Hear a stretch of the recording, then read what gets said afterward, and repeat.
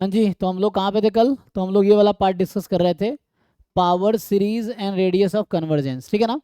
तो अभी एक दो क्वेश्चंस आपको पीवाईक्यू से करवाते हूँ, देखो, और आप लोग खुद से कैलकुलेट करो, आंसर बताओ, और जिनको कंफ्यूजन है डिस्कस करो, है ना, तो बेटर रहेगा।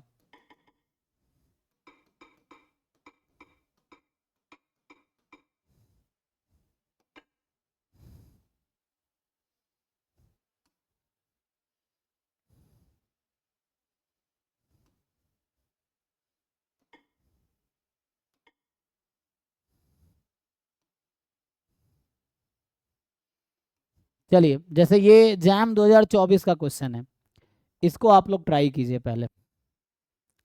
तो अभी मैं आपसे दो चीज़ें पूछूंगा इसमें। इसमें पूछा बस आपसे तो बस यही पूछा ना इसमें कि what is radius of convergence. मैं आपसे पूछता हूँ radius of convergence and interval of convergence, दोनों बताइए मुझे इस क्वेश्चन में। ठीक है, तो मेरा आपसे दो क्वेश्चन है इसमें। पहला क्वेश्चन होगा रेडियस ऑफ कन्वर्जेंस आर, जिसको आर लिख रहा हूं मैं, और एक क्वेश्चन है इंटरवल ऑफ कन्वर्जेंस,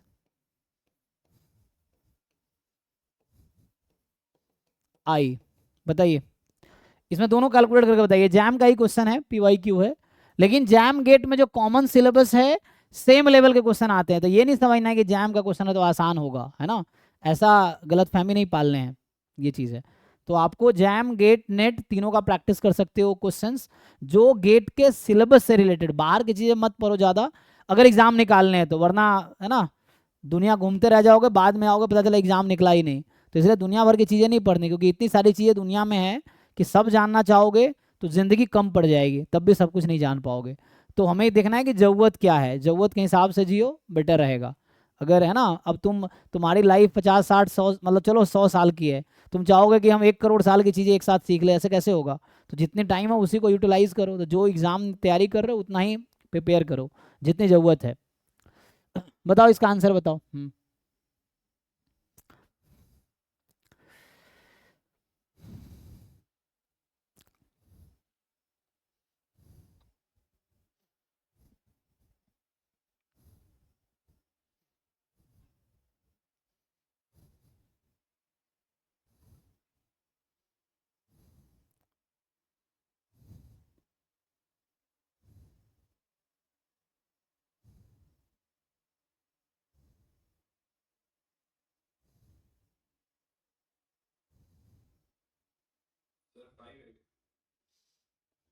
ये 5। ओके, इंटरवल क्या आएगा?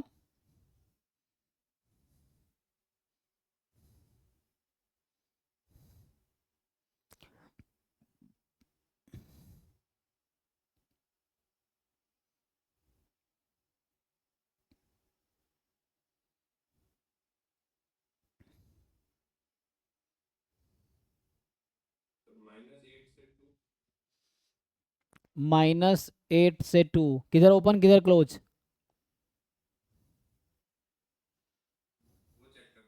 कीजिए।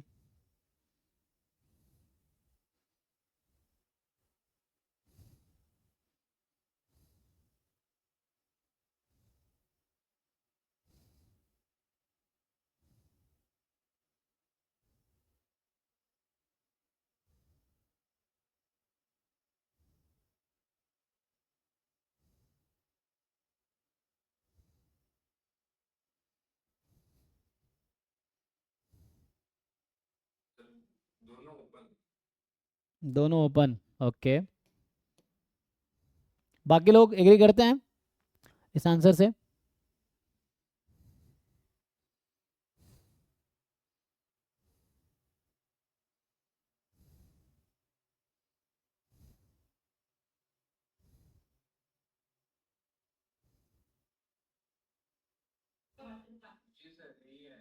ठीक है, ओके।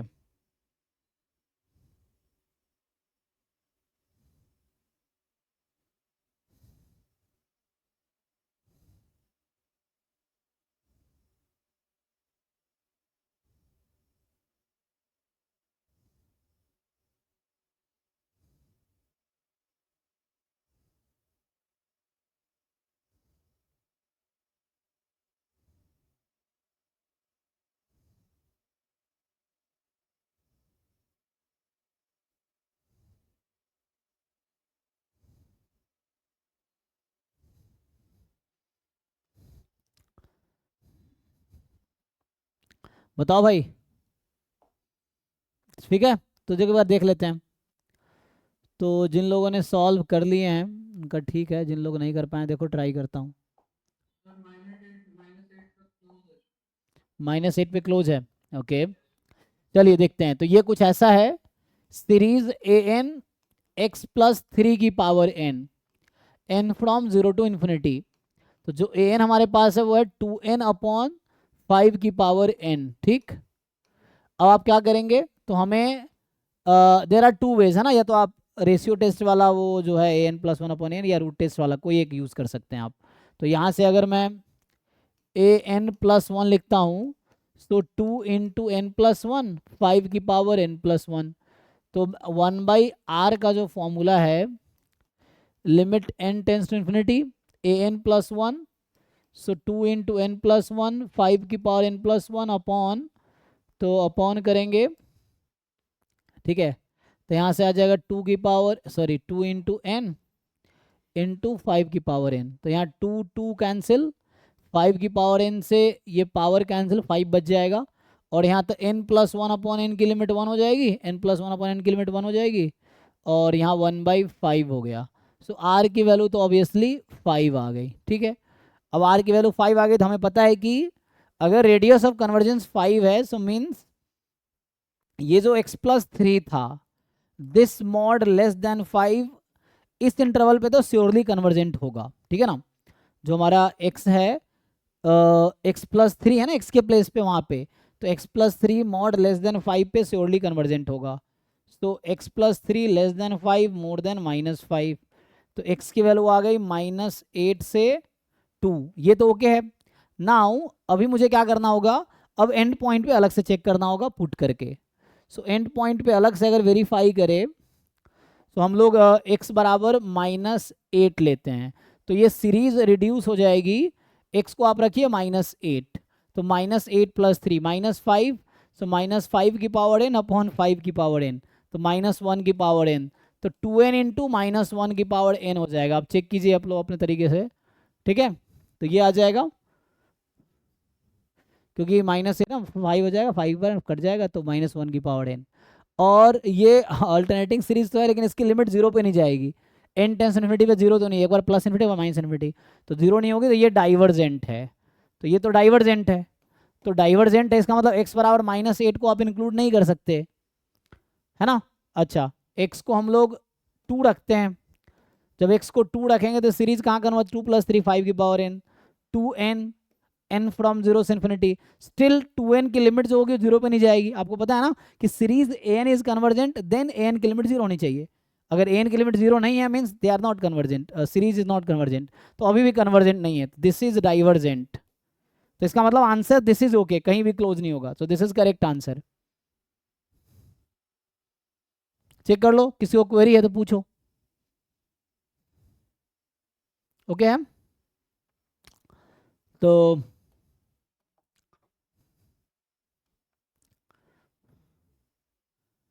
Next question.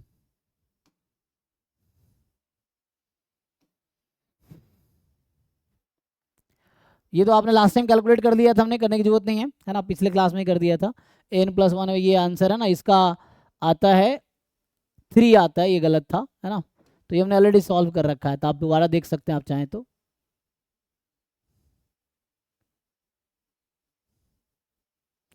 ये क्वेश्चन से, ये गेट 2024 का क्वेश्चन है, इसको सॉल्व कीजिए और आंसर की से भी मैच करना आप लोग।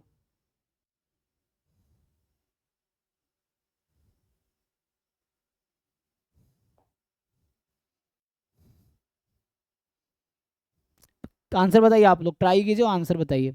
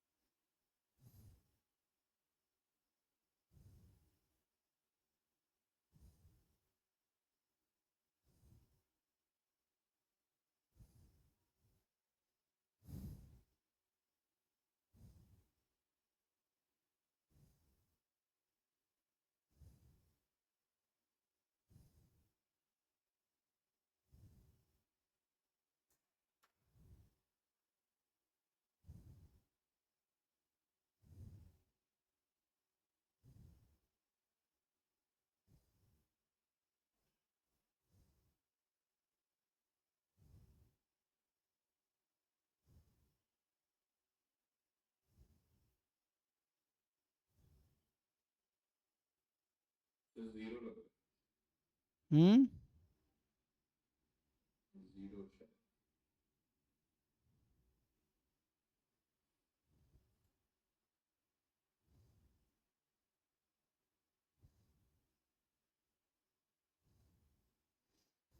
अच्छा आपका आंसर लग रहा है 0। चलो option a 0, option b 1/2, option c 1/4, option d 1/9। ठीक, आगे और भी लिख दूं, ई ऑप्शन 1/3। चलो ये भी एक ऑप्शन दे देता हूँ।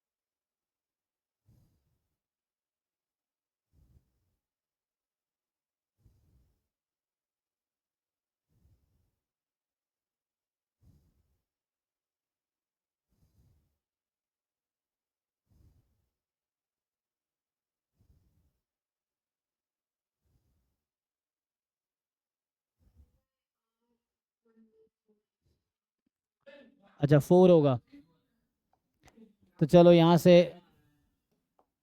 ये 4 कर देता हूँ, 4 इसको 2, चलो कलर चेंज करते हैं। तो ए है 0, बी है 2, सी है 4, डी है 9, ई है 3, इस तरह से मान लो, ठीक है ना। 8 भी आ रहा है किसी का, क्या क्या बोल रहे हैं, 3 आ रहा है, अच्छा 3। चलिए तो आपको मैं एक बार आंसर की दिखा देता हूँ, सो दैट आपको आइडिया हो। 30 नंबर क्वेश्चन है ना, इसमें आंसर की अटैच्ड है, सो दैट आप लोगों को पहले से आइडिया पता चल जाएगा आपका सही है कि गलत है।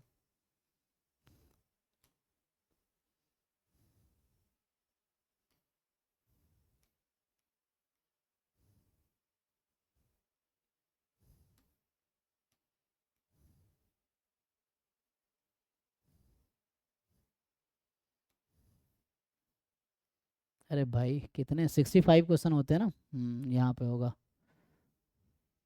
क्वेश्चन नंबर क्या था ये, अभी भूल गया मैं, 30।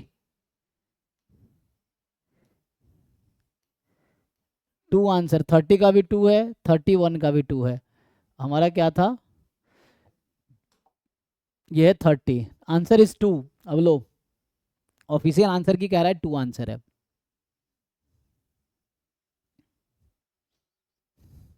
30 का 2 है, 31 का भी 2 है। अब सोचो वाई, अरे न्यूमेरिकल आंसर टाइप है तो एक ही आंसर होगा, ऐसा नहीं कि 2 आंसर हो जाएंगे, 2 पार्ट में है तो 2 आंसर होगा, ऐसे बेवकूफ़ी नहीं करनी।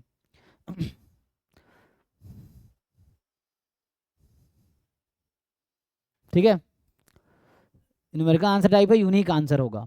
अगर पावर सीरीज एग्जिस्ट करती, मतलब रेडियस ऑफ कन्वर्जेंस एग्जिस्ट करती है, तो हमेशा एक यूनिक नंबर होगी, ठीक है ना। तो ऐसा नहीं 2 पार्ट में 2 आंसर। तो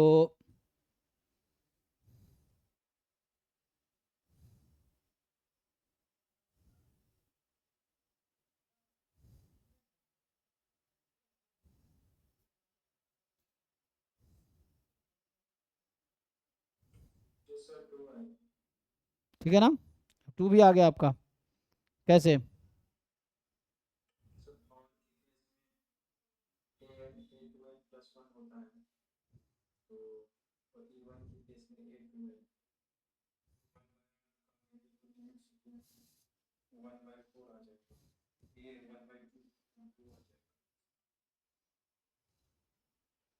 अच्छा, तो आपके लिए मैं बता दूं, ये वही क्वेश्चन है जो कल मैंने क्लास में कराए थे, बस लिखने का वे अलग है, ठीक है ना। जो लास्ट क्लास में आप लोगों को याद होगा, मैंने ऐसा लिखा था कि दिस इज सीरीज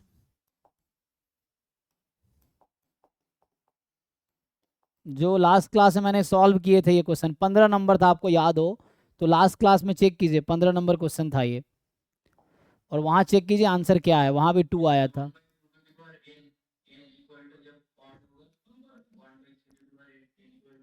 यस, तो यहाँ से अगर आप ध्यान से देखेंगे ना, सो A N is 1/2 n when n is odd and 1/3 n when n is even। इसी चीज को इन लोगों ने ऐसे लिखा है, वही बात है, इन्होंने ऐसा कहा a2n is 1/2 n+1 and a2n is 1/3 तो सबसे पहले आपको अगर ऐसा भी दिया है ना, तो you first have to write your a n, तो आपको ए एन लिखना पड़ेगा। जब एन ऑड है तो 1/2 की पावर एन, एन इवन है तो 1/3 की पावर एन। ये मैंने ऑलरेडी लास्ट क्लास में सॉल्व कर रखा है। तो आपको कैलकुलेट करना है कि सिंपली, सो हमने 1/r का डेफिनेशन मीनिंग लिखा था कि लिमिट सुपीरियर, ठीक है ना, so limit superior of a n की पावर 1/n। तो यहाँ से अगर मैं ए एन की पावर 1/n का सीक्वेंस लिखूंगा, तो ये एक सीक्वेंस है, पावर 1/n लगा देंगे तो ये 1/2 हो जाएगी, ये 1/3 हो जाएगी, जब n ऑड है और जब n इवन है, ठीक। तो उससे क्या आया, तो अब मुझे इसका लिमिट सुपीरियर, तो एक सब सिक्वेंस 1/2 पे जा रही है, दूसरी सब सिक्वेंस 1/3 पे, तो इस सीक्वेंस के पास 2 लिमिट पॉइंट्स हैं, जो लार्जेस्ट लिमिट पॉइंट है is the limit superior, smallest limit point is the limit inferior. तो इनमें से जो लार्जर वन है वो लिमिट सुपीरियर होगा, तो हमें लिमिट सुपीरियर कंसिडर करना होता है, तो वो 1/2 है, तो यहाँ से r की वैल्यू 2 आ गई। और ये लास्ट क्लास में ऑलरेडी सॉल्व कर चुका हूँ मैं, पिछले क्लास में 15 नंबर क्वेश्चन था वहाँ पे। तो ये नहीं देखना है कि यहाँ 1/2 की पावर 2n+1 है तो आप ऐसे कर देंगे, है ना। तो आपको ए एन कैलकुलेट करना होगा पहले, first you have to calculate a n and then आपको आगे प्रोसीड करना है। तो ये प्रॉपर वे है सॉल्व करने का। सो हमें इसके अकॉर्डिंग नहीं निकालना, a2n a3n का, a2n+1 का नहीं निकालना रेडियस को, मुझे ए एन का निकालना है। That's why you have to use a n here. जिन लोगों का 1 4 या 9 आया है उन्होंने क्या किया है, a2n या 2n+1 सीक्वेंस का उन्होंने रेडियस कोऑर्डिनेट्स निकाले हैं। हम लोग ए एन की बात कर रहे हैं, तो फॉर द ए एन ये आंसर आ जाएगा 2, इसीलिए 2 आंसर है, ठीक है। कुछ पूछना है किसी को, पूछिए अगर पूछना हो तो। फाइन है ना। So now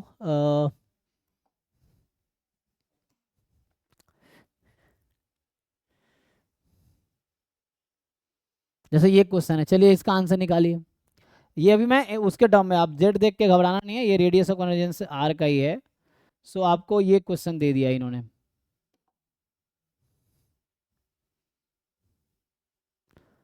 so the radius of convergence of this is, तो इसको आप अपने टर्म में लिखना चाहें तो आप ऐसा लिख सकते हैं, है ना, जेड की जगह एक्स भी लिख लेंगे, कोई दिक्कत नहीं है।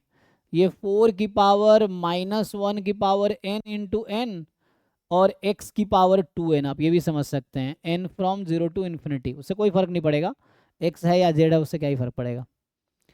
तो बताइए इसका रेडियस ऑफ कन्वर्जेंस क्या है।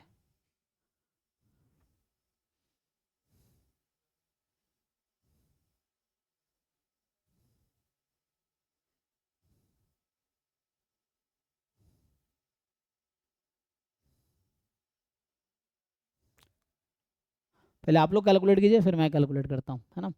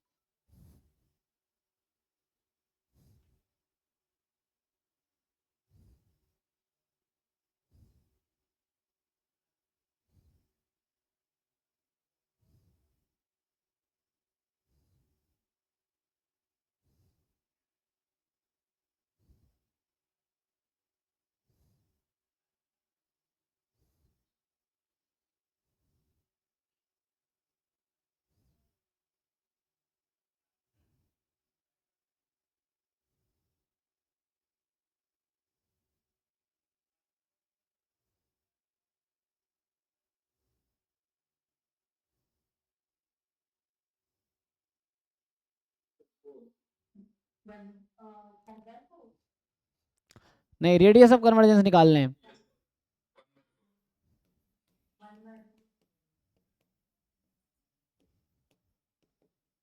मान ली इस तरह से लिख दिया मैंने कुछ अपनी मर्जी से, तो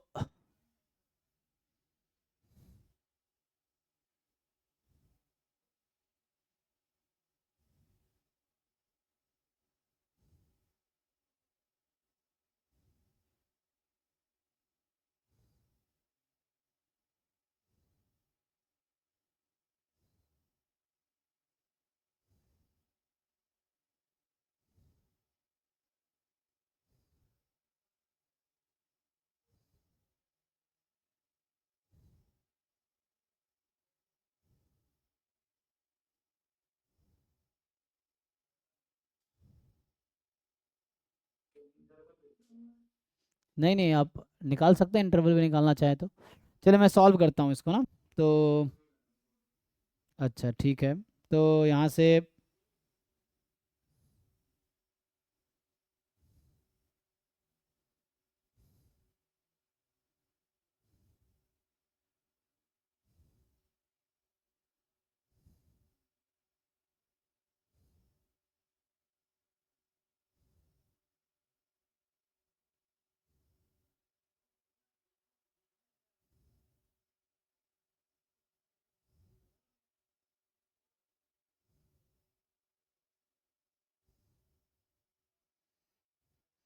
देखिए, तो यहाँ पे क्या होगा, इससे पहले मैं आपको ये लिख के दिखाऊं, अगर ऐसा कोई सीक्वेंस आपको दिखे, जैसे यहाँ z की पावर 2n है ना, तो ये कहीं ना कहीं a2n है, आपको ये समझना पड़ेगा। ठीक है, क्यों ऐसा हो रहा है? क्योंकि अगर मैं एक्सपैंड करूं इसको तो होगा क्या, इसमें अगर इसको आप एक्सपैंड करो, चलो अभी के लिए, तो इसमें जितने भी z के ऑड पावर्स हैं उसका कोएफिशिएंट क्या आएगा इसमें, अगर इसको एक्सपैंड करेंगे तो जितने भी z के ऑड पावर्स हैं वो क्या आएंगे? अरे भाई, ऑड पावर्स, z की पावर ऑड है तो उसका कोएफिशिएंट क्या आएगा, z के ऑड पावर का कोएफिशिएंट। हाँ, तो इसका क्या मतलब है कि ऑड पावर का कोएफिशिएंट क्या है, z की ऑड पावर्स क्यों नहीं है, इसका मतलब कोएफिशिएंट 0 है। तो यहाँ पे मैं इस क्वेश्चन में अगर लिखूंगा ना, तो ये वही चीज़ है, n फ्रॉम 0 टू ऐसा है। तो एक्चुअली क्या है कि a2n की वैल्यू मुझे दे रखी है 4 की पावर माइनस n की पावर n इंटू n, ठीक है, ये हमारे पास है। और अगर मैं लिखूं a2n+1 तो वो 0 है एक्चुअली, क्योंकि यहाँ पे z के पावर सिर्फ इवन है, लेकिन ऑड पावर्स क्यों नहीं है, क्योंकि उसके कोएफिशिएंट 0 हैं, इसलिए गायब हो गया। ये चीज़ है, तो इसके बेसिस पे आपको an लिखना पड़ेगा। तो जब n ऑड है तो ये 0 है, और जब n इवन है, जब n आपका इवन है, तो ध्यान दीजिए a2n ये है, अगर मैं an लिखूंगा तो मान लो 2n की जगह मैं m रख देता हूं, अभी के लिए आप समझिए। तो अगर मैं 2n की जगह m रख देता हूं तो n की वैल्यू m/2 आ जाएगी। तो यहां से अगर मैं आपसे पूछूं इसको यूज करके कि what is am, so A 2n को मैं m रख रहा हूं, 2n को m रख रहा हूं, तो am अगर निकालूंगा तो ये आएगी 4 की पावर -1 की पावर m/2 इंटू m/2, क्योंकि n की वैल्यू m/2 है, तो इसीलिए an अगर लिख रहा हूं तो ये होगा 4 की पावर -1 की पावर n/2 इंटू n/2, कब, जब n इवन है।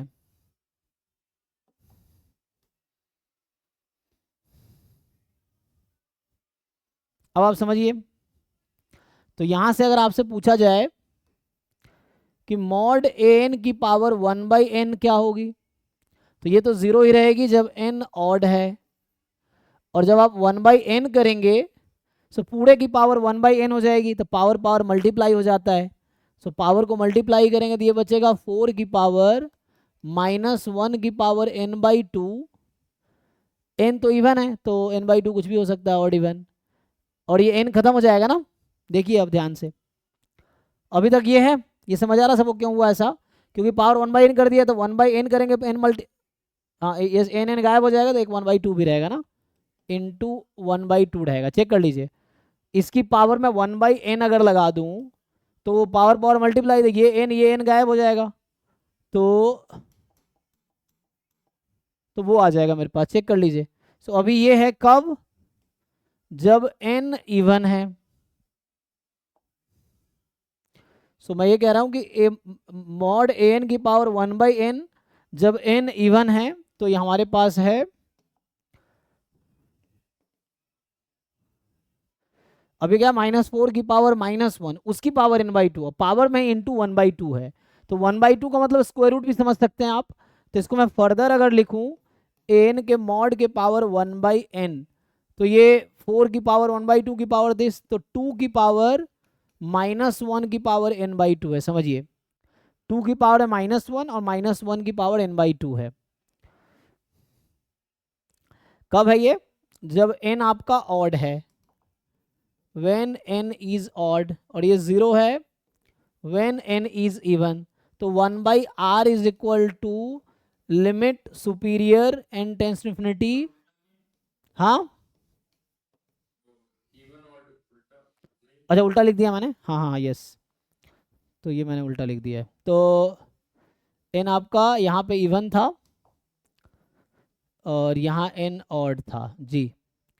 सो अभी देखो, इवन का मतलब क्या है, यहाँ जीरो से सारा जीरो रखेंगे तो क्या होगा, तो 2 की पावर अगर n को मैं जीरो रखूंगा ना, पता है इसका फर्दर 2 सबसिक्वेंसेस हैं। ये जो इवन है ना, इवन में फर्दर 2 सबसिक्वेंसेस होंगे। जैसे 2n इवन है, 2n को मैं ब्रेक कर सकता हूँ दो पार्ट में, एक नंबर होगा 4n+2 वाला और एक होगा 4n वाला। तो जब 4n वाले नंबर्स होंगे तो इसका आंसर आएगा, अगर मैं इसको थोड़ा और स्प्लिट करूं मान लो, या आप लोग अगर समझ आ रहा है, तो इसके पास फर्दर 2 सबसिक्वेंसेस हैं। वो क्या क्या हैं, चलो मैं आपको लिख के बता देता हूँ।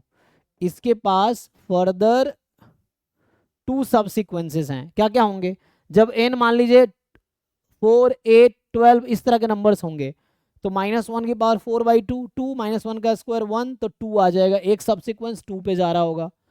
जब n है मान लीजिए 2 6 10 14 18 इस टाइप का नंबर है, तो 2 रखेंगे, 2/2 1, तो 2 -1, तो ये 1/2 पे आएगी। और एक तो 0 है, तो यहाँ मैं क्या लिख रहा हूँ, जब n इस टाइप का नंबर है 4m टाइप का, जब n यहाँ 4m+2 टाइप का है, और जब n यहाँ ऑड है, तो ऑड का मतलब समझ रहे हैं आप क्या मतलब होगा, कि n होगा 2m+1 टाइप का या 2m-1 टाइप का, ठीक है ना। तो ये फर्दर, तो कहने का मतलब है ये जो n की पावर 1/n है, इसके पास 3 कन्वर्जेंट सब सिक्वेंसेस हैं, कन्वर्जिंग टू 2 1/2 एंड 0, ये है। चेक कीजिए। तो नाउ व्हाट हैपेंड, अगर मैं आपसे बात करता हूं 1/r is limit superior of an की पावर 1/n, तो इन तीनों में आपको लार्जेस्ट सेलेक्ट करना है, which one is the largest, limit superior है ना, तो ये लिमिट मतलब इस सीक्वेंस के पास an की पावर 1/n जो सीक्वेंस है, this has 3 limit points 0 1/2 and 2, तो largest limit point is the limit superior, smallest limit point is limit inferior, तो limit superior is the largest one 2, तो रेडियस ऑफ कन्वर्जेंस कितना आ गया, 1/2 is the answer. Check कीजिए।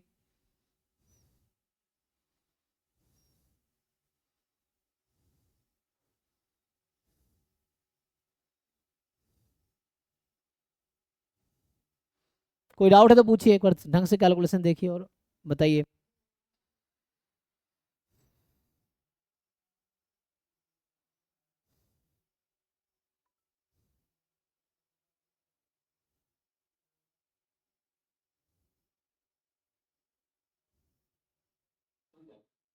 ठीक है ना, okay.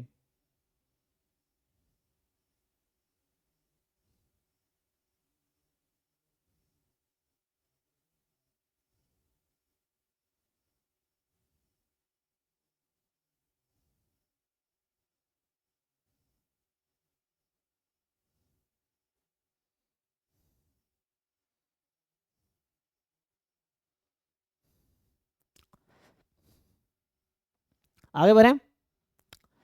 तो अच्छा, एक क्वेश्चन इसी बेस पे एक और मैं लिख देता हूँ, आप लोग ट्राई करो अगर आपको समझ आ रहा है। जैसे एक क्वेश्चन अगर मैं ऐसा लिख दूं कि मान लीजिए ये है सीरीज, जैसे अभी लिखा था ना हमने, तो जैसे n अपॉन यहाँ z की पावर 2n+1 है, ठीक है ना, और यहाँ पे है 1/-1 की पावर n इंटू 4 की power n from 0 to infinity. मान लो ये क्वेश्चन है, अब मैं लिख दूं आपको, तो z की जगह आप x भी कर सकते हैं, कोई प्रॉब्लम नहीं है। ये है, और आपसे पूछेगा रेडियस ऑफ कन्वर्जेंस क्या है बताइए।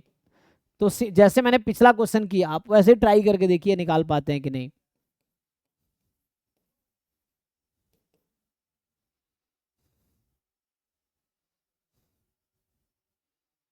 बताइए आंसर क्या होगा। मैं आपके लिए ऑप्शन दे देता हूँ, 4 हो सकता है, 1/4 हो सकता है, 2 हो सकता है, 1/2 हो सकता है, मे भी कुछ और भी आ सकता है, तो आप बताना। आपको 0 लग सकता है, आपको इन्फिनिटी लग सकता है, आपको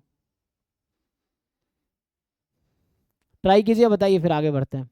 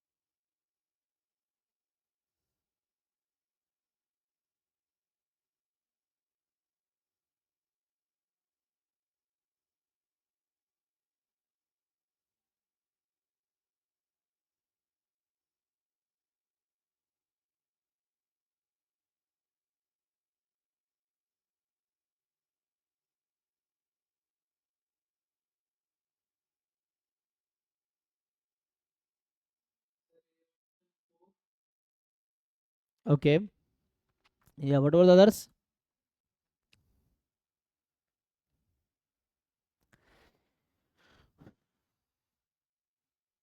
मतलब ठीक से समझे नहीं अभी तक, आंसर सही नहीं आ रहा लोगों का, मीन्स।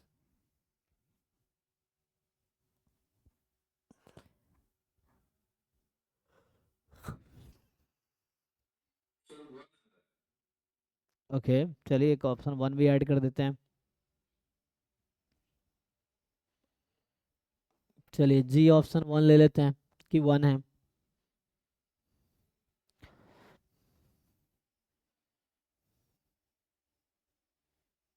तभी एक का 4 आया था, एक का 1 आया था, ये आया था।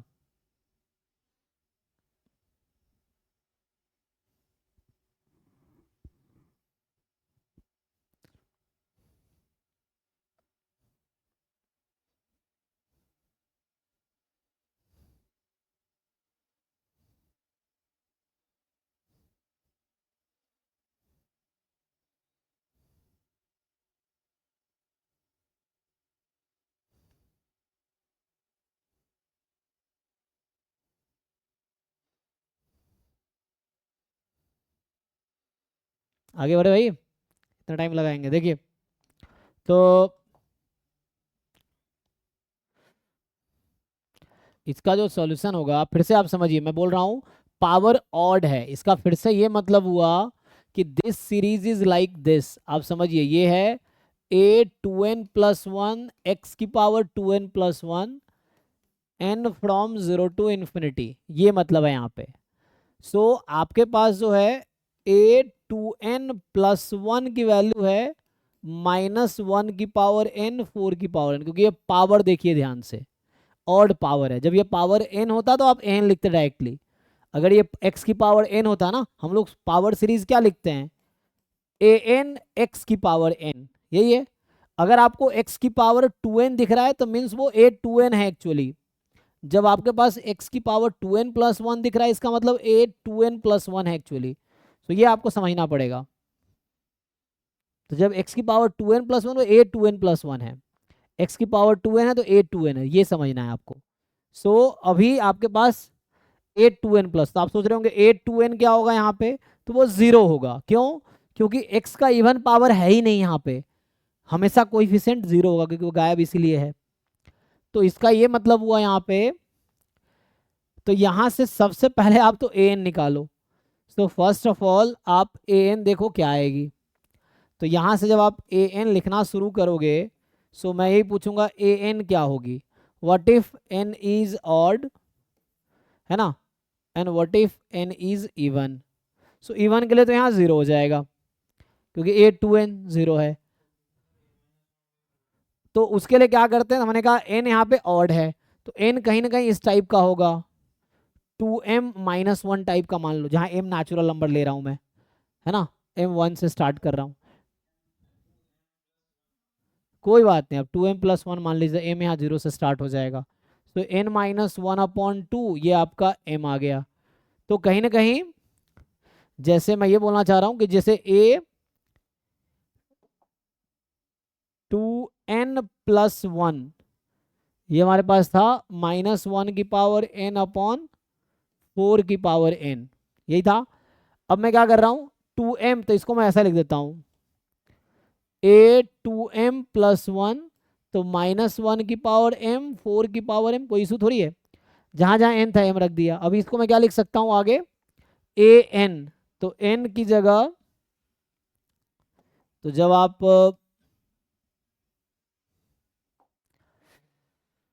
यहाँ देखो, आप मुझे an चाहिए एक्चुअली, या am चाहिए, चलो मान लो am मैं निकाल देता हूँ। तो यहाँ से a 2m प्लस वन ये आया, a 2m प्लस वन मैं m के टर्म में लिखा हूँ ना यहाँ पे, तो ये है माइनस वन की पावर m अपॉन में 4 की पावर m। अब 2m प्लस वन को अगर मैं n रख दूं, मतलब समहाउ मुझे an निकालना था ना, an निकालना था, क्योंकि अभी a 2n प्लस वन मेरे पास है। सो या आपको ये अगर मुश्किल लग रहा होगा तो एक काम करते हैं, वहाँ ना उसके इतना कैलकुलेशन करने के बजाय आप आसानी से बता देता हूँ। देखो जैसे मेरे पास अभी क्या है, मैं सीधा सीधा वहाँ से स्टार्ट करता हूँ, इस वाले से। ये जो a 2n प्लस वन है, ये माइनस वन की पावर n अपॉन 4 की पावर n है, और मैं क्या कर रहा हूँ, 2n प्लस वन को m रख देता हूँ। सो am क्या होगी ये ढूंढना है मुझे, ठीक है। तो यहाँ से n की वैल्यू आ जाएगी m minus one by two, तो इसको जहाँ जहाँ n है उसको ये रखो, तो माइनस वन की power m minus one by two, 4 की power m minus one by two, ये am चेक कर लीजिए। तो जब an मेरे पास ये है, तो am मेरे पास ये आ जाएगा। m यहाँ क्या है, तो यहाँ पे ध्यान दीजिए m ऑड है, क्योंकि m मैंने इसका नाम दिया है। So you see that m is odd here. हो गया, इसको और सिंप्लीफाई करेंगे, सो am आ गया आपके पास माइनस वन की power m minus one upon two. तो m तो है ना ऑड है, तो वन होगा तो ऐसा हो जाएगा, थ्री हो जाएगा, तो अलग अलग हो सकता है। तो am की पावर मुझे क्या करूँ, इसको थोड़ा और सिंप्लीफाई कर दूँ, तो am आ जाएगा माइनस वन की power m minus one by two, और यहाँ से आ गया ये अपॉन टू है ना, 4 की power m minus one upon two, upon two मतलब रूट 4, तो ये 2 की पावर m माइनस वन आ गई। अभी तो ये है। अब फिर से इसके पास फर्दर टू सब्सिक्वेंसेस होगा, एक प्लस वन पे जाएगा, एक माइनस वन पे जाएगा, ये आपको देखना है। तो अब आइए यहाँ पे, तो मैं ये अभी पूछ रहा था n जब ऑड है तो क्या होगा। तो n जब ऑड है ना तो ये होगा -1 की पावर n -1 अपॉन 2, 2 की पावर n -1। मैं कंफ्यूज नहीं होना है, n को m रख सकते हो, कोई दिक्कत नहीं अब से। सो अब क्या करते हैं, अब हमें क्या करना होता है, n की पावर हमें चाहिए 1/r is equal to limit superior of an की पावर 1/n, यही है। सो an की पावर 1/n लगा दीजिए अब आप।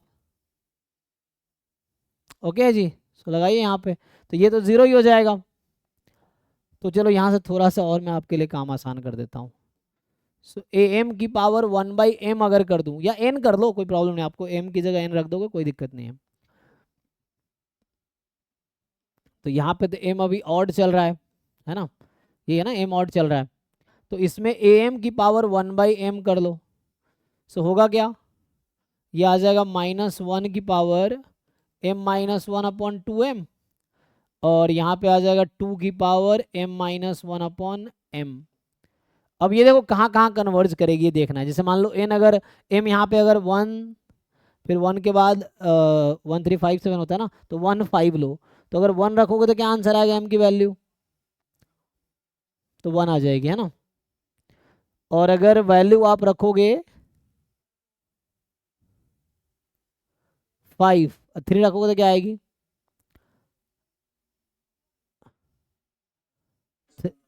3 -1 ना, सो 2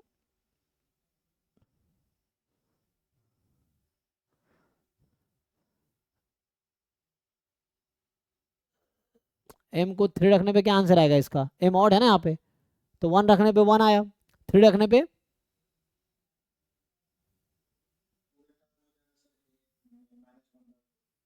-1 के क्यूब रूट हो जाएगा, तो -1 का क्यूब रूट -1 ही आएगा, तो -1 और यहाँ पे 3 रखा, 3 -1 2/3, तो 2 की पावर 2/3, फोर्थ का क्यूब रूट, है ना। लेकिन यहाँ पे m टेंस टू इन्फिनिटी भी लगाने हैं, तो अगर मैं यहाँ पे लगाता हूँ, देखो सीधा सीधा मैं यहाँ पे आता हूँ मैं अब, तो अगर मैं यहाँ पे m टेंस टू इन्फिनिटी लगाता हूँ तो क्या होगी, m-1/m की लिमिट कहाँ जाएगी, 1 पे। तो मेरा कहने का ये मतलब है, यहाँ पे देखो अब ध्यान से, अब खुद से अपना दिमाग लगाओ यहाँ से, तो ये इस पे आओ, तो ये जो है ना इसका लिमिट 3 पार्ट में जाएगा। अगर मैं पावर 1/n लेता हूँ तो ये कुछ ऐसी बनेगी, या पहले लिख दूं मैं, अरे वो तो मैं ऐसे कैलकुलेशन कर रहा हूँ, यहाँ पे देखो an लिख चुका हूँ मैं यहाँ पे। सो an की पावर 1/n कुछ भी लो, यहाँ n ऑड के लिए लिखा हूँ, यहाँ भी m ऑड के लिए लिखा हूँ, तो इतना कंफ्यूज नहीं होना है। ये n ऑड के लिए, n इवन के लिए। सो an की पावर 1/n की जो सीक्वेंस होगी, -1 की पावर n-1/2n, 2 की पावर n-1/n, 0 जब n आपका इवन है, ये जब n आपका ऑड है। अब इसकी लिमिट लगाओ, तो लिमसुप ऑफ मॉड n की पावर 1/n, तो ये देखना है क्या क्या आएगा। तो यहाँ पे लिमिट क्या आएगी, 3 पार्ट्स में ब्रेक होगा ये, फिर से 3 पार्ट्स में जाएगा। क्या क्या होगा, तो 0 तो है, n इवन है तो 0 है, मतलब ये 2m फॉर्म का है मान लो, या 2k फॉर्म का है, अगर आपको ऐसा कन्फ्यूजन हो तो 2k फॉर्म का है। और एक बात वो n टेंस टू इन्फिनिटी है, तो n-1/n 1 पे जाएगी, यहाँ n-1/n 1 पे जाएगी, तो ये 1/2 है। तो -1 आपको लग रहा होगा ये -1 का √2 क्या होगा, लेकिन प्रॉब्लम ये है कि इसके पास 2 सब सीक्वेंसेस है, एक बार +1 होगा, एक बार -1 होगा, है ना।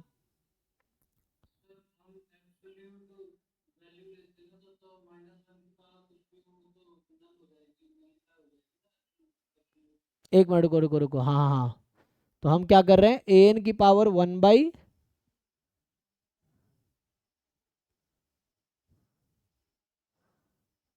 अच्छा, तो यहाँ पे हम क्या करते हैं, हम लोग लेंगे, अभी मैंने क्या लगाया, a नहीं लगाया ना जस्ट, ओके, हाँ यहाँ पे तो सही कह रहे हैं आप, तो यहाँ पे मुझे, जब मैं मॉड लगा रहा हूँ यहाँ पे वैसा नहीं था, यहाँ पे क्या था कि जब मैंने मॉड लगाए तो चूंकि पॉजिटिव ही रहेगा, तो यहाँ पे पावर में था तो कोई दिक्कत नहीं है, यहाँ पे चेंज होगा।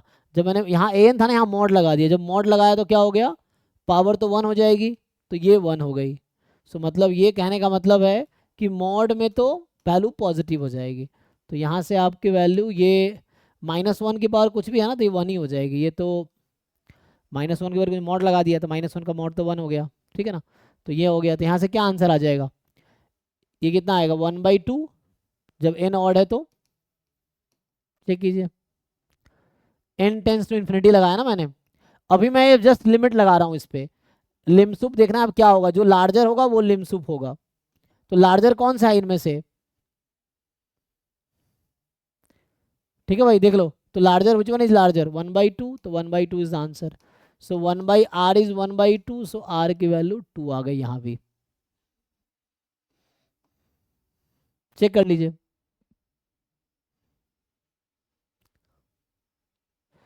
ठीक है ना, अभी ये लिमिट था, आप यहाँ लिमसुप हटा सकते हैं, अभी मैं लिमिट लिख रहा था, लिमसुप होता है जो लार्जर वन है उसको लिमसुप बोलते हैं, तो ये समझो लिमिट निकाल रहे थे। तो जब हम लिमसुप लिखते हैं तो जो लार्जर लिमिट आएगी इन दोनों में से, दो लिमिट पॉइंट है इसके पास, एन की पावर मॉड एन की पावर 1/n के पास दो लिमिट पॉइंट है, 0 और 1/2, तो larger one is the limsup. So limsup of mod n की पावर 1/n 1/2, तो ये 1/r होता है। तो यहाँ से आपके पास रेडियस ऑफ कन्वर्जेंस जो आ गया, तो वो आपके पास 2 आ गया। तो इस तरह से कैलकुलेट, यहाँ थोड़ा सा आपको दिमाग लगाना पड़ेगा, जब कोई इवन वाला टर्म 0 है, ऑड वाला टर्म 0 है। आपको याद होगा कल मैंने क्वेश्चन लिखे थे, आप लोगों ने सही से ट्राई नहीं की एक्चुअली, या हो सकता है उसमें आया ना वैसा, कि जब हम लोग साइन का मैं लिखा था कि 2n+1 फैक्टोरियल वाला लिखा था ना, x की पावर 2n+1, तो वैसा आप ट्राई कर सकते थे। ठीक है भाई, तो इस तरह से क्वेश्चन ऐसा हो जाएगा। कुछ पूछना है बताओ, एक क्वेश्चन यहाँ पे था उस तरह का, यहाँ पे इवन पावर था, ऑड पावर का कोएफिशिएंट 0 था, यहाँ पे मैंने खुद से बना दिए, यहाँ पे ऑड पावर का कोएफिशिएंट नॉन जीरो है, इवन पावर का कोएफिशिएंट 0 है यहाँ पे, तो आंसर यहाँ यहाँ पे 2 ही आया, और यहाँ पे भी यहाँ r 1/2 आया था, ठीक है।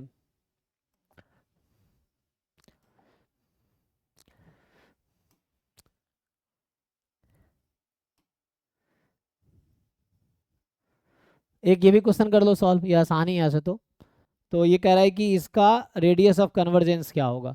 ये तो वैसे कल किया था तुम लोगों ने इस तरह क्वेश्चंस, तो ये देखो ऑप्शंस भी है, तो ये जेड में कई बार जेड में लिख देगा, एक्स में लिख देगा, वाई में लिख देगा, कोई दिक्कत नहीं है। बताइए इसका रेडियस ऑफ कन्वर्जेंस क्या होगा इस क्वेश्चन में।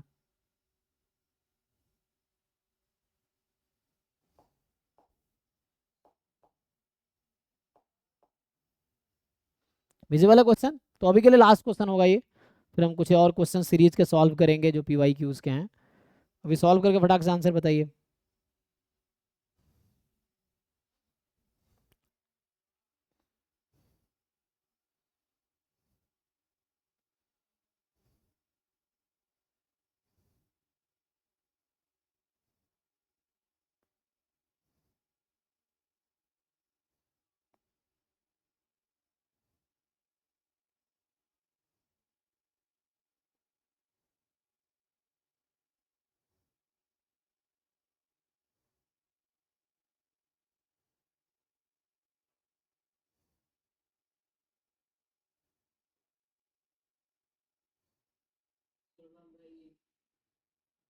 ओके 1/, बाकी लोग एरी करते हैं, देख लीजिए।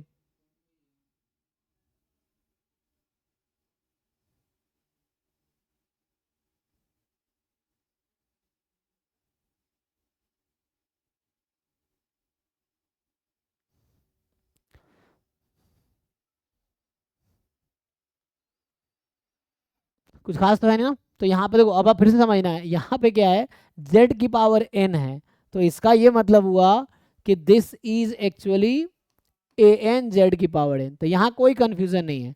जब यहाँ z की पावर 2n होगी तो आपको ध्यान रखना है z 2n है, यहाँ z की पावर 2n+1 है, तो यहाँ z 2n+1 है। अगर z की पावर 3n हो गई तो यहाँ z 3n है। एक क्वेश्चन वो भी लिख के दिखाता हूँ मैं आपको।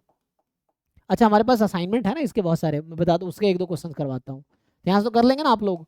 सो जो ए एन है वो ये है 1+1/n इसकी power n square upon n cube हो गया ये। तो ये तो आसान है, ए एन की पावर अगर आप 1/n निकाल लेते हैं तो डायरेक्टली आ जाएगा 1+1/n की पावर n, यहाँ n की पावर 1/n का क्यूब, यही है। जब आप इस पर आप लिमिट लगा देंगे तो यहाँ से क्या आ जाएगा, जब आप इस पर लिमिट लगा देंगे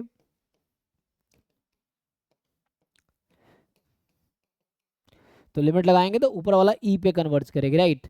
और n की पावर 1/n की लिमिट 1 होती है इन्फिनिटी पे, तो ये 1 आ जाएगी। तो यहाँ से 1/r is e, so value of radius of convergence r will be 1/e। सो ये आसान है बिकॉज यहाँ पे z की पावर n दे रखा है। मैं अगर एक क्वेश्चन और लिख के दिखाता हूँ आपको, जैसे एक क्वेश्चन है, इसमें किसी को डाउट तो नहीं है, एक बार देख लीजिए। तो ये सिंपल था, ऑर्डिनरी वे था, इसमें कुछ खास नहीं। an लिखा, z की पावर n है तो an है। मैं एक क्वेश्चन लिखता हूँ, आपकी समझ, जिन लोगों को अभी तक समझ आ गया है तो उनके लिए एक क्वेश्चन लिखता हूँ। मान लो ये थर्ड क्वेश्चन है, ये सीरीज है 1/n z की power 3n n from 1 to infinity। बताइए इसका रेडियस ऑफ कन्वर्जेंस क्या होगा।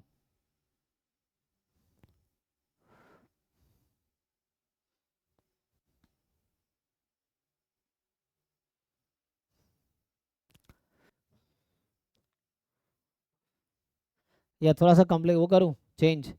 चलो फोर्थ इसको भी ट्राई करो।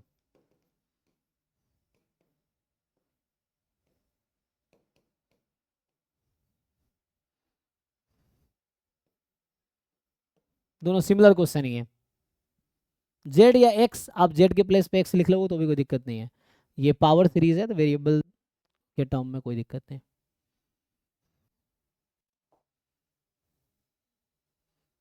बताइए, तो मेनली है कि इसमें रेडियस ऑफ कन्वर्जेंस क्या आएगा, रेडियस ऑफ कन्वर्जेंस क्या आएगा।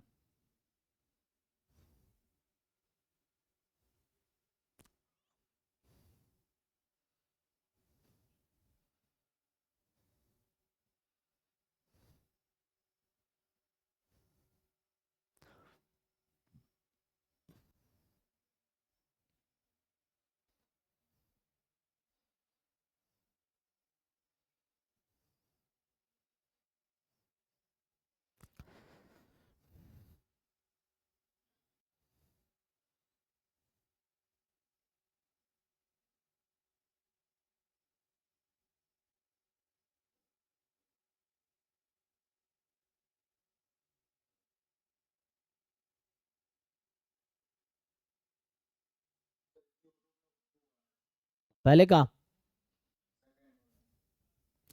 Cube root of 2। ओके,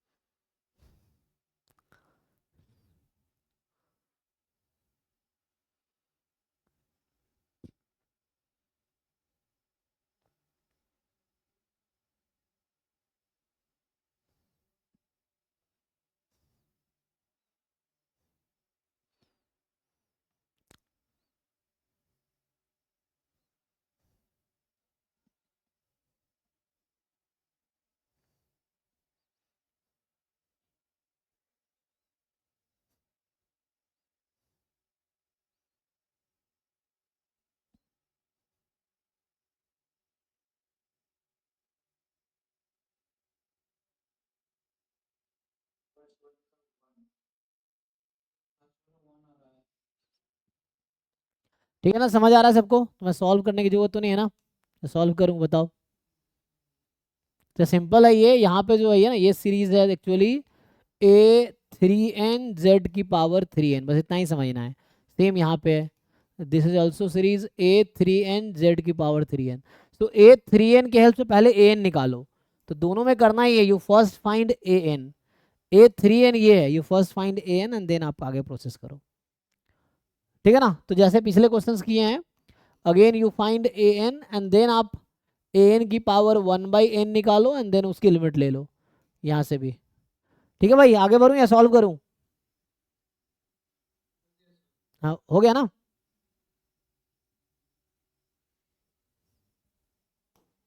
क्या कह रहे थे। हर सॉल्व करूँ या आगे बढ़ूँ? हो गया ना? हाँ वही कर रहा हूँ, ठीक है। देखिए तो कुछ क्वेश्चन हम लोग पीवाईक्यू का सॉल्व कर लेते हैं सीरीज वाले। लास्ट टाइम भी कर रहे थे बट हमने क्लास टाइम हो गया था, छोड़ दिया था। अभी कुछ सीरीज के क्वेश्चन और सॉल्व, अभी हमने सीक्वेंस सीरीज कवर किए। देखिए तो अभी हम लोग जो पार्ट कवर किया हमने, यहाँ तक कवर किया है, ये वाला पार्ट कवर किया है, ये वाला कवर किया। आगे से क्या है? Function of a real variable single random, मतलब यहाँ से कैलकुलस स्टार्ट हो जाएगा। कौन सा वाला कैलकुलस? जो आपने 11 12 में पढ़ा था, वहां से स्टार्ट हो जाएगा ये वाला part, function of one real variable. तो ये जो क्लास 11th 12th में आपने फंक्शन पढ़े होंगे वहां से स्टार्ट करेंगे हम, मैं वहीं से स्टार्ट करूंगा। फिर आगे आना है कि फंक्शन की लिमिट कैसे निकालेंगे, तो इनिशियली 11th क्लास में था, तो बेसिक्स इन लोगों का स्ट्रॉन्ग है, उनके लिए आसान रहेगा। फिर कंटिन्यूटी क्या होता है, मोनोटोन फंक्शन क्या होता है, यूनिफॉर्म कॉन्टिन्यूटी क्या होती है। तो एक तो कॉन्टिन्यूटी है, एक यूनिफॉर्म कॉन्टिन्यूटी है। ये वन वेरिएबल कैलकुलस की बात कर रहा है कि फिर डिफरेंशिएबिलिटी क्या होता है, रोल्स थ्योरम क्या होता है, मीन वैल्यू थ्योरम क्या होता है, टेलर्स थ्योरम क्या होता है। एक टेलर सीरीज एक्सपेंशन है, वो टेलर्स थ्योरम है ना। थ्योरम एक रिजल्ट है, उसके बेस पे एक्सपेंशन लिखते हैं।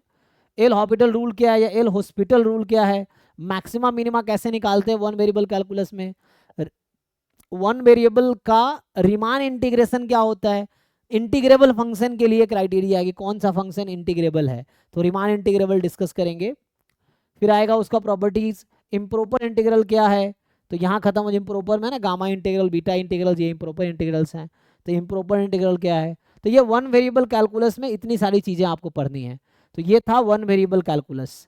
तो वन वेरिएबल कैलकुलस के बारे में इतनी चीज़ें मुझे पढ़नी है। ये सब जनरली 11th 12th और बीएससी वाली चीज़ें हैं, या एमएससी में रेयरली पढ़ा होगा आपने, एनालिसिस का कोर्स किए होंगे तो वहाँ होगा।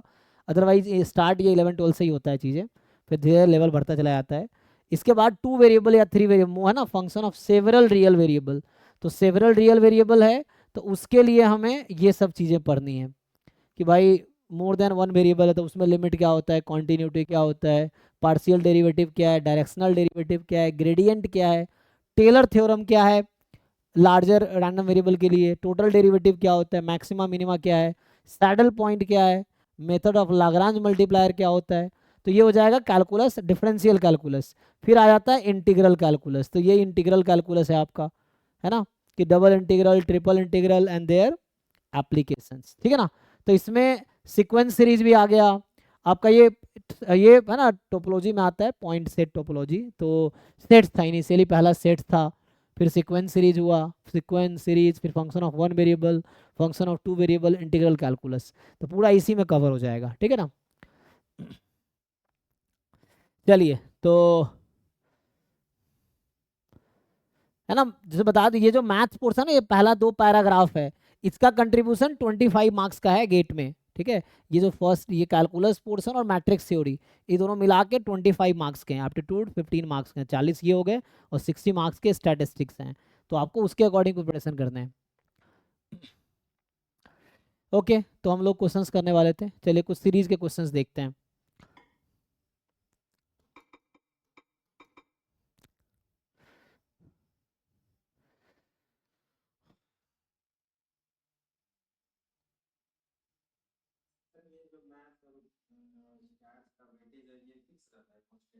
नहीं नहीं, 1 2 मार्क्स ऊपर नीचे होता रहेगा।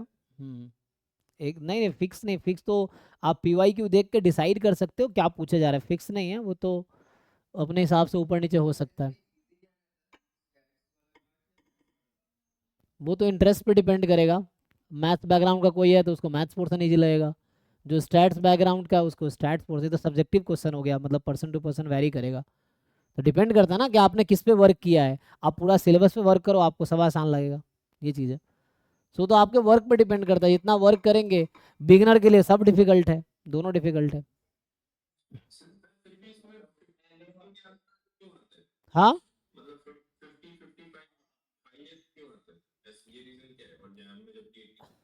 क्योंकि एक तो पार्टिसिपेंट कम है, और दूसरे जो पार्टिसिपेंट कम है वही मेहनत बहुत कम करते हैं। ये सब ऐसे लोग हैं जो पूरा सेमेस्टर पढ़ रहे हैं, एग्जाम देते हैं, तैयारी करें कितने बच्चे एग्जाम देते हैं, इसी यही वजह होगा। पेपर तो कम फिनिश नहीं कर पाते होंगे, 3 घंटे में पूरे 65 क्वेश्चन अटेम्प्ट नहीं कर पाते होंगे, एक तो ये वजह है।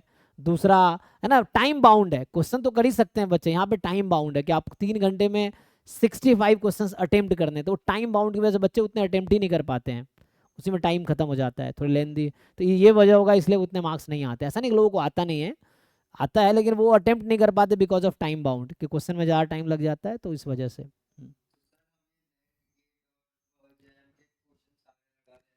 हाँ, जो आपके गेट सिलेबस का है, नेट में बहुत सारी एक्स्ट्रा चीज़ें भी हैं, तो उसको देखना है कि आपके सिलेबस में है। जी जी जी। जैम पूरा है, जैम पूरा गेट में है, गेट पूरा नेट में है। गेट में बहुत सारी चीज़ें, नेट में पूरा बहुत सारी चीज़ें एक्स्ट्रा भी हैं, तो आपको वो इग्नोर कर सकते हो इनिशियली।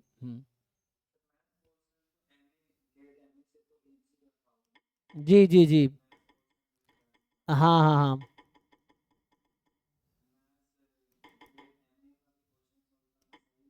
जी जी, सही रहेगा, आप कर सकते हैं, लेकिन फिर से वही देख लीजिएगा सिलेबस में हो, क्योंकि गेट ए में मैथ मेजर है, तो उसमें बहुत सारे डिफरेंट टॉपिक्स हैं, टोपोलॉजी, ग्रुप थ्योरी, इस तरह से टॉपिक्स वहाँ होंगे, पार्शियल डिफरेंशियल इक्वेशन, तो वो सब नहीं करना है। हाँ, रे एनालिसिस में वो सब आ जाएगा ना, टोपोलॉजी, मैट्रिक्स स्पेस, हाँ, तो ये सब यहाँ पे नहीं है। तो ये आपको ध्यान रखना है कि वहाँ पे सॉल्व कर सकते हैं आप, GATE mathematics, JAM mathematics, GATE statistics, JAM statistics, इसके पेपर्स कर सकते हो, है ना। तो ये 4 पेपर्स आप सॉल्व कर सकते हो, लेकिन ध्यान रखना है कि जो पार्ट हमारे सिलेबस का, वही क्वेश्चन सॉल्व करो, ये है। हाँ, गेट 1500, जैम देते हैं इस बार 3500 अप्रॉक्स था, जो जैम स्टैटिस्टिक्स एग्जाम दिए थे, 3500, 3400 समथिंग था। क्वालिफाई तो वहाँ पे कट ऑफ, जैसे जैम का कट ऑफ इस बार अराउंड ज़्यादा गया था, 23-24 मार्क्स आई थिंक। और कल मतलब कट ऑफ कितने क्लियर कर पाते हो, रैंक जो आता है, जहाँ तक मुझे लग रहा है 1500 तक रैंक आता है जैम में मिला के, ठीक है ना सब। तो मतलब 1500 बच्चे समझो वो कट ऑफ क्लियर कर पाते हैं, ये है। गेट में जो बच्चे कट ऑफ करते हैं, 2 250 के करीब, या इस बार 300 के करीब आई थिंक गया था, 350 ना, क्योंकि उसका जो लास्ट रैंक वाला बच्चा जिसको खड़गपुर मिला, उसका 300 समथिंग रैंक था। हाँ, वो एमटेक मिला है खड़गपुर में, कोई था ना, वो बायोमेडिकल साइंस है, समथिंग रिलेटेड है, ऐसा कुछ। यस, गेट दे सकते हैं, गेट यूज कर सकते हैं, दे तो कभी भी सकते हैं, बीएससी के बाद भी दे सकते हैं, लेकिन वो यूज वो एमएससी के बाद ही कर सकते हैं। हम्म, तो उसमें जो 1500 बच्चे, हाँ, जैम से एमएससी कर सकते हो अगर आप चाहो, तो जैम में भी अच्छी अपॉर्चुनिटी, अगर बैकअप के तौर पे you can also appear in GATE JAM statistics exam as a backup, ठीक है ना। तो उससे क्या है कि आप अगर आईआईटी से एमएससी भी स्टैट्स में करते हो, मतलब बहुत बुरी सिचुएशन में, तो उसमें भी अगर आप प्लेसमेंट पर्पस है, तो एमएससी में भी अच्छा प्लेसमेंट है, ये है। अदरवाइज गेट है तो इट्स बेटर, कि गेट के थ्रू एमटेक मिलता है तो वो बेटर है। But even if you don't get MTech, मान लो आप जैम के थ्रू अगर एमएससी भी आईआईटी बॉम्बे, आईआईटी कानपुर में चले जाते हो, तो वहाँ से भी अच्छा प्लेसमेंट है, ये। सेम टाइम पे दोनों, सेकेंड वीक ऑफ फेब में होता है, जैम गेट सेम टाइम पे ही होता है। जी, जैम आप दो, एक, हाँ, कोई बच्चा जैम गेट दोनों दे सकते हैं आप, ये चीज़ है।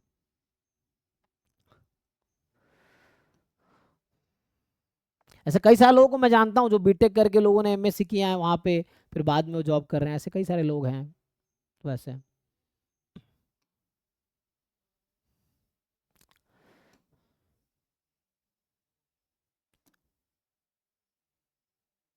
तो सीरीज के क्वेश्चन हम लोग कर रहे थे लास्ट टाइम, तो ये सब हमने किया था ना, तो ऐसे ढूंढना पड़ेगा।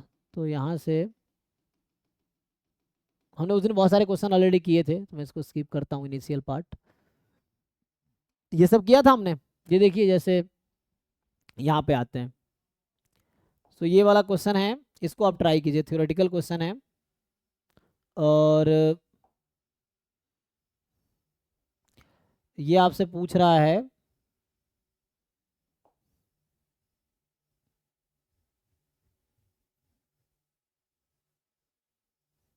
बताइए। तो सीरीज में पावर से हमने गढ़ी लिया था, कल से मैं कैलकुलस स्टार्ट करूंगा, function of one real variable, ठीक है, वो स्टार्ट करूंगा। प्रॉब्लम प्रैक्टिस के लिए ड्राइव में बहुत सारी चीज़ें हैं, जैसे मैं जो बात कर रहा था अभी, इसको अगर हटा दूं मैं, तो जैसे इस फोल्डर में अगर आप जाएंगे,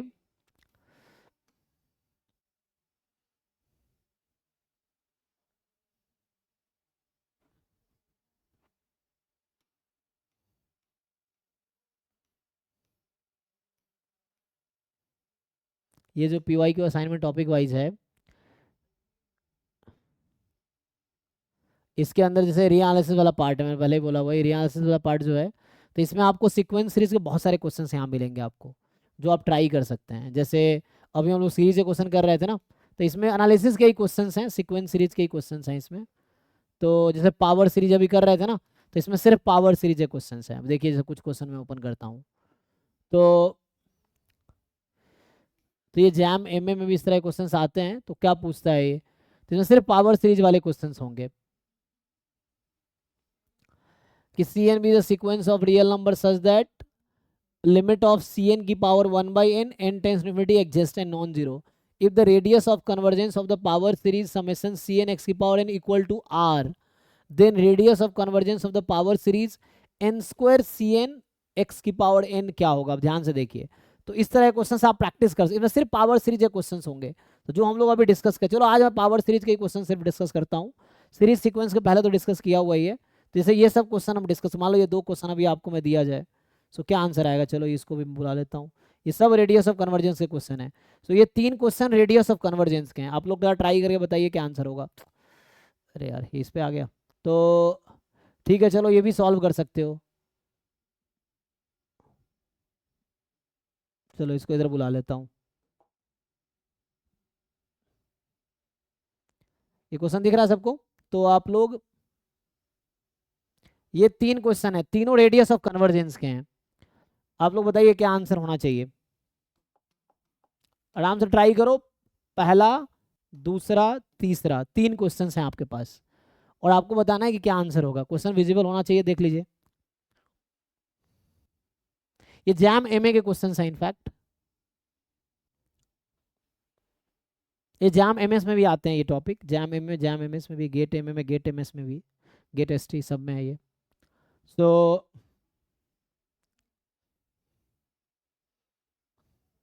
ट्राई करके आंसर बताइए क्विकली।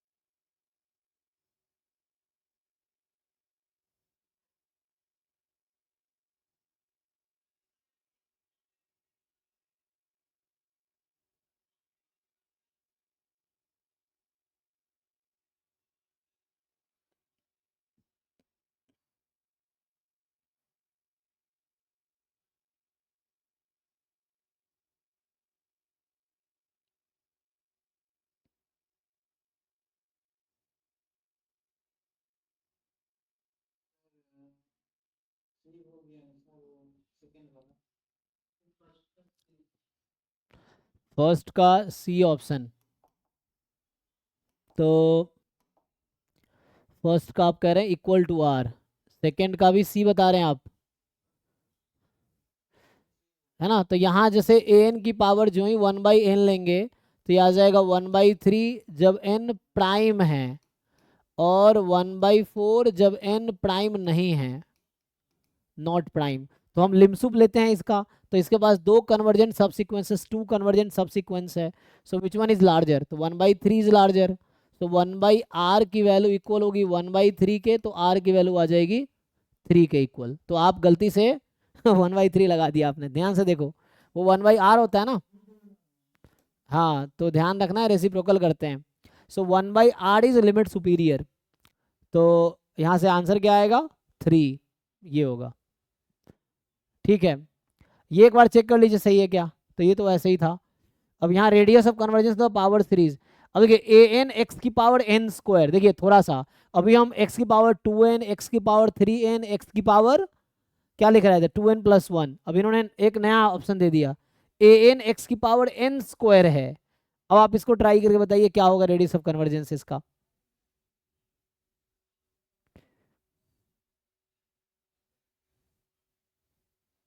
बोलिए।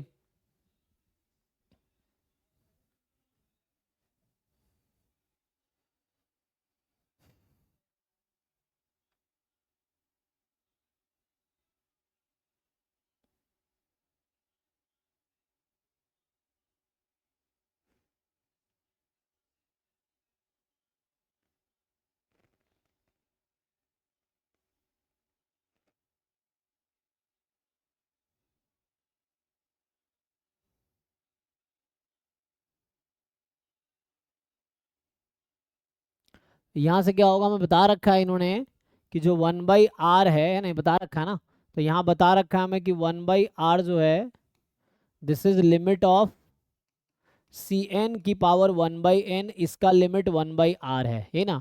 तो यहाँ मुझे इसका चेक करना है। तो n स्क्वायर Cn इसकी पावर 1/n निकालेंगे तो n की पावर 1/n स्क्वायर Cn की पावर 1/n, तो इसकी लिमिट तो 1 हो जाएगी और इसकी लिमिट यही आ जाएगी 1/r। तो मतलब सेम ही रहेगा इसका मतलब, है ना। तो Cn अगर यहाँ बता रखा है क्वेश्चन में ऑलरेडी कि जो Cn की पावर 1/n है दिस कन्वर्जेस टू 1/r, है ना। लिम्सुप एटलीस्ट, हाँ वैसे ही। अब उसको m मान लो n स्क्वायर को, तो n स्क्वायर को अगर आप m मान लोगे तो n की वैल्यू कितनी आ जाएगी आपकी।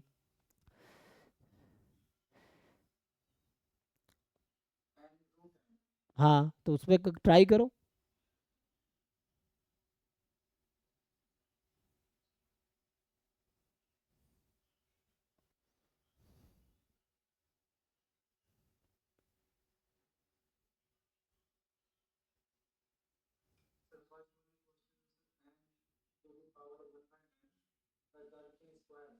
हाँ तो उसका लिमिट 1 होता है ना, तो n की पावर 1/n की लिमिट 1 है तो वो तो वहीं पे चली जाएगी जहाँ पे। तो दोनों का रेडियस ऑफ कन्वर्जेंस सेम रहेगा इसीलिए।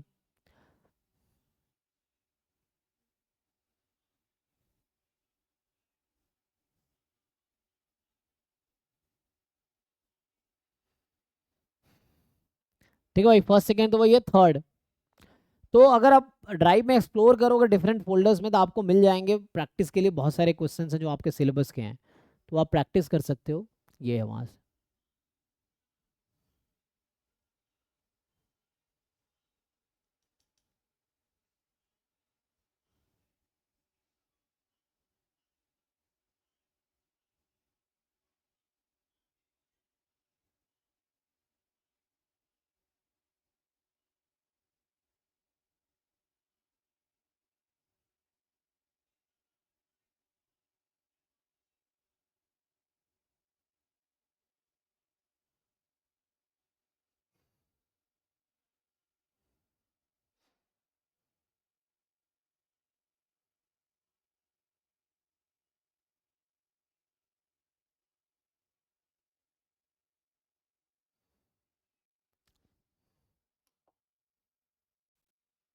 क्या होगा, यहाँ बोल रहा है radius of convergence of the power series this, जहाँ ए एन इस रूल को फॉलो कर रहा है।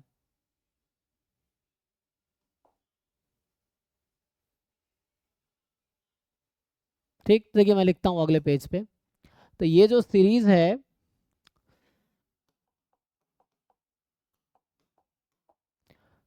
ये सीरीज ऐसा लिख दिया आपको ए एन एक्स की पावर एन स्क्वायर। तो इसको समझिए, मैं ऐसा लिखूंगा b of n square x की पावर एन स्क्वायर, ऐसा समझिए आप। ठीक है ना। तो इसको मैं अगर हाँ हाँ आप कैसे भी कर लीजिए। तो यहाँ से क्या आ जाएगा, अगर मैं तो यहाँ पे जो मेरा b, अगर एन स्क्वायर को m नाम दे देता हूँ तो b m की वैल्यू कितनी होगी।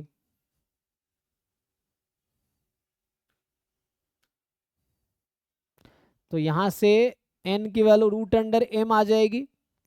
तो आपका आ जाएगा a b m किसके इक्वल होगा, a to root under m के, क्योंकि बी एन स्क्वायर किसके इक्वल है, ए एन के। तो अगर एन स्क्वायर को एम नाम दिया, एन स्क्वायर को एम नाम, एन क्या रूट एम हो जाएगा, तो ए रूट एम हो गया। कब, जब m is perfect square. Perfect square समझ आता है, क्योंकि ये 1 स्क्वायर 2 स्क्वायर 3 स्क्वायर था ना, इस तरह से। और ये 0 हो जाएगा when m is not a perfect square. मतलब यहाँ m की वैल्यू, इसका ये मतलब हो गया m की वैल्यू जब 1 4 9 16 ये है तो ऐसा है, और जब m डज नॉट बिलोंग कर रहा है 1 4 9 16 तो ऐसा है ना। तो इसका मतलब ये हुआ कि जब परफेक्ट स्क्वायर है 1 स्क्वायर 2 स्क्वायर तो ये हमारे पास है। अब आप देखिए, तो a ऑलरेडी आपको दे रखा है ए एन, तो ए एन के बेस पे a रूट एम निकाल लीजिए। तो यहाँ पे जो मुझे 1 बाई है ना, तो ये जो बी एम है, बी एम की पावर 1 बाई एम क्या हो जाएगा, तो ये हो जाएगा ए रूट अंडर एम इसकी पावर 1 बाई एम, और ये तो 0 ही है। कब, जब m परफेक्ट स्क्वायर है,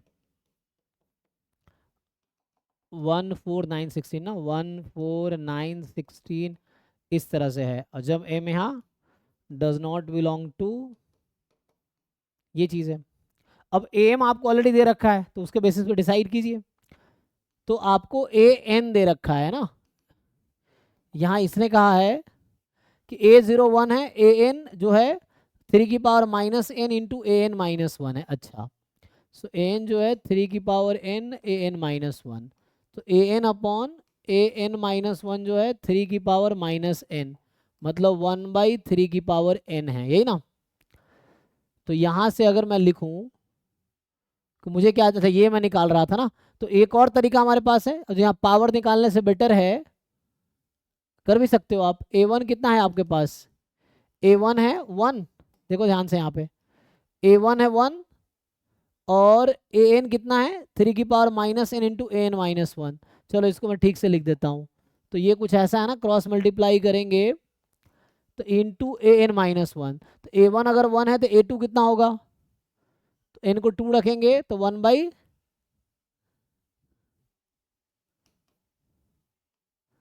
3 स्क्वायर। A1 दे रखा है, आया नहीं, ए नॉट, सॉरी A1 दे रखा है, ए नॉट दे रखा है, एक मिनट रुको रुको। तो ए नॉट हमें 1 दे रखा है, तो ए नॉट अगर आपको 1 दे रखा है तो A1 कितना आ जाएगा, है ना, ए नॉट दे रखा है मुझे, सो A1 एन को 1 रखेंगे तो 1 बाई 3, A2 कितना हो गया 1 बाई 3 स्क्वायर, ठीक है। A3 कितना होगा चेक कीजिए, चेक करते आइए आप लोग, या वेरीफाई करो मैं सही लिख रहा हूँ कि नहीं लिख रहा हूँ, एक बार चेक करो। A1 ठीक है ना, A2 के लिए क्या करेंगे आप, A2 हमारा होगा 1 बाई 3 स्क्वायर इंटू A1, अच्छा तो 1 बाई 3 क्यूब हो जाएगा ना। ये पैटर्न समझना पड़ेगा आपको, पैटर्न क्या चल रहा है वो समझना पड़ेगा। तो A01 था, A1 1 बाई 3 था, फिर यहाँ से 3 की पावर n मल्टीप्लाई होते जा रहा है, तो या तो हम वो प्रोसेस लगा लें A N upon N plus 1 वाली, हाँ A2 1 बाई 3 का क्यूब है, ठीक है, A2 1 बाई 3 का क्यूब है, A3 कितना हो गया 1 बाई 3 की पावर 6, हाँ।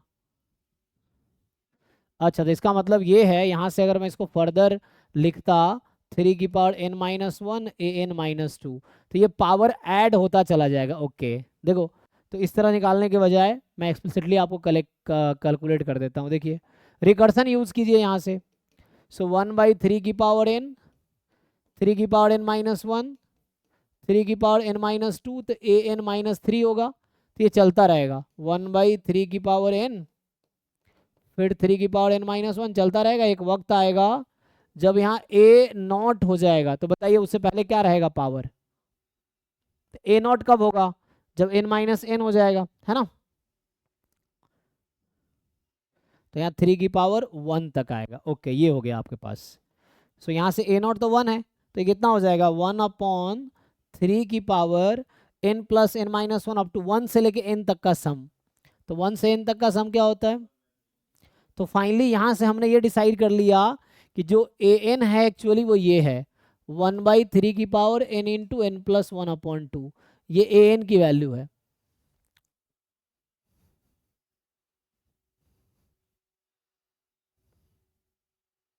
ठीक है, तब यहाँ से लगा लीजिए वैल्यू। तो अब उसको यूज़ कर, ये यूज़ करना, ये यूज़ कर लीजिए। तो अब यहाँ से आ गया हमारे पास, कितना आ जाएगा, ये पुट कर लो यहाँ से। सो ए एन है 1/दिस, तो उसके हिसाब से कैलकुलेट कर लो।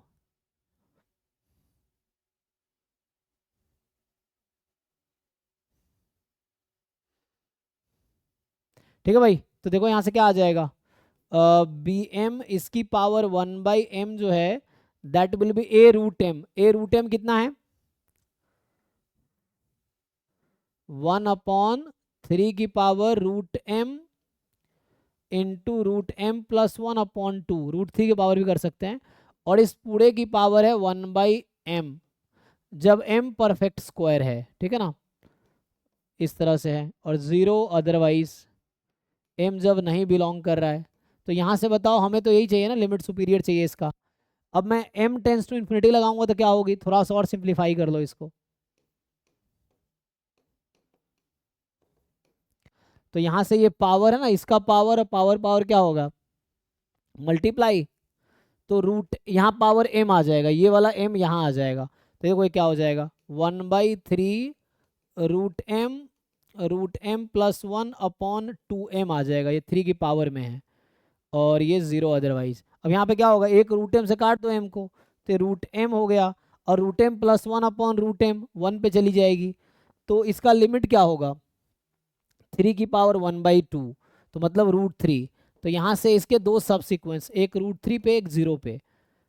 तो क्या लगता है यहाँ से, तो ये वैल्यू √3 पे जाएगी, अच्छा 1/√3 पे जाएगी ना, 1/√3, क्योंकि 1 है ना ये, 1 सो 1 इसकी लिमिट √3 हो जाएगी। देखो यहाँ बचा हुआ है क्या, 3 की power root m plus 1/√m, अब यहाँ 2 भी है, तो 2 मतलब लगा लो यहाँ √3 की पावर कर दो, तो वो ये आ जाएगा। तो 1/r जो होगी, 1/r क्या होती है, लिमिट सुपीरियर। तो ये दो सब सीक्वेंस है, एक 1/3 पे जा रही है, एक √0 पे जा रही है, सो ये 1/√3 होगी। तो आर की वैल्यू यहाँ से √3 आ गई। ठीक है, तो इस तरह से आंसर होगा। और भी तरीका हो सकता है कोई इजी वे, वैसे आप देख सकते हैं। तो आंसर यहाँ 1/√3 है। तो ये जो क्वेश्चन था इसमें आंसर है सॉरी √3 आंसर है। ऐसे बहुत सारे क्वेश्चन है, ये सब पावर सीरीज के क्वेश्चन हैं। अब देखिए ये सब पावर सीरीज के ही क्वेश्चन हैं, तो यू कैन सॉल्व, इसको सॉल्व कीजिए और जो डाउट हो पूछिए। जैसे पावर सीरीज के अराउंड है ना 25, 26 और इधर 7 क्वेश्चन है, ठीक है ना, अराउंड 32 क्वेश्चन है, तो आप उसको सॉल्व कीजिए पावर सीरीज पे बेस्ड। तो ऐसे आप इसमें जाएंगे तो आपको बहुत सारे असाइनमेंट मिलेगा, है ना। तो यहाँ पे मेनली ये फोल्डर इंपॉर्टेंट है, PYQ असाइनमेंट टॉपिक वाइज। ठीक है, तो अब यहीं स्टॉप करते हैं, थैंक यू। बाकी आप देखिए इसमें सब मिल जाएगा, स्टैट्स के क्वेश्चन यहाँ मिल जाएंगे, रियल एनालिसिस यहाँ मिल जाएगा, लीनियर अलजेब्रा का यहाँ मिल जाएगा, इंटीग्रल का यहाँ मिल जाएगा। ये अभी जो न्यू असाइनमेंट बन रहे हैं सारे टॉपिक यहाँ मिल जाएंगे जो इस साल के हैं। ये सब पुराने एक्चुअली पहले के ही जो मटेरियल्स हैं वो हैं, अभी इस बार जो नए बन रहे हैं वो इसमें मिलेंगे आपको। तो इन सब के टॉपिक एक साथ यहाँ पे मिल जाएगा आपको। और ये तो मॉक टेस्ट का है, तो ये नहीं, हम लोग पोर्टल पे ऑलरेडी अपलोड कर रहे हैं। पोर्टल पे आप जाएंगे तो एक सेक्शन वहाँ पे आई थिंक क्या है, डॉक्यूमेंट वाला सेक्शन है, क्या नाम है भाई, पवन सर कहाँ गया, शिवा है नहीं, तो वहाँ एक आई थिंक कोई सेक्शन वहाँ पे डॉक्यूमेंट या ऐसा कुछ है, वहाँ पे आपको सारे टेस्ट के सॉल्यूशन मिल जाएंगे, या मैं ग्रुप में बोला हूँ, ग्रुप में भी भेज देगा PDF बना के उसका, या पोर्टल पे अपलोडेड है सॉल्यूशन ऑलरेडी स्टडी मटेरियल में। अच्छा हाँ, स्टडी मटेरियल में तो जैसे, अच्छा मैं डाउट क्लास का लिंक भेज देता हूँ फिर। ठीक है, क्लास यहीं स्टॉप करते हैं, स्टडी मटेरियल में जाके आपको मिल जाएगा टेस्ट के सॉल्यूशंस पोर्टल पे, टेस्ट पोर्टल।